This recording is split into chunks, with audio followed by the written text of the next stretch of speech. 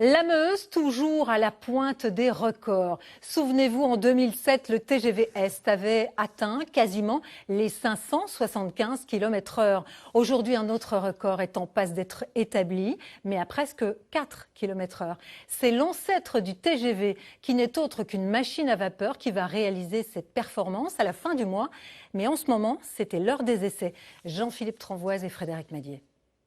La manœuvre est délicate, il faut ménager la monture. Voici le Fardier de Cugnot, ou plutôt sa réplique, construite en 2010. C'est la copie conforme de la machine de 1771, de la belle mécanique donc, et une structure faite de bois, mais pas seulement. De métal et de bronze. Tout ce qui tourne, c'est sur du bronze, comme c'était à l'époque. Aujourd'hui, on mettrait des roulements à billes, on graisserait plus parce qu'il y aurait une réserve de graisse. Là, il faut graisser à chaque sortie. Et puis il faut faire le plein, au-dessus 70 litres d'eau, en dessous des bûches, et après 40 minutes de chauffe, la magie de la vapeur opère.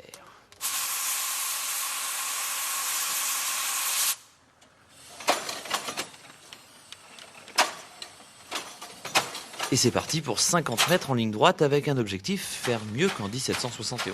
Il faut savoir que le fardier était donné pour rouler, là c'était des lieux autrefois, à peu près aux alentours entre 3,5 et 4 km/h.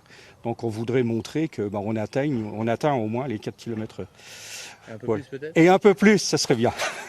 Bon, pour le moment, c'est plutôt 60 mètres à la minute. Déjà pas mal, me direz-vous. Eh bien non, tout juste 3,6 km/h. Allez, on va dire que la pente a joué contre nous, que le chrono n'était pas très précis. Bref, ce sera mieux en vrai. Un policier prendrait la vitesse quand on roulerait sur le boulevard de La Rochelle, plein pot. Et à ce moment-là, donc, la vitesse maximum serait prise en considération et on pourrait donc l'homologuer grâce à l'huissier qui serait présent. Rendez-vous donc à Bar-le-Duc le 25 juillet prochain pour voir l'invention du Meusien connaître enfin la gloire, au moins celle du Guinness des records.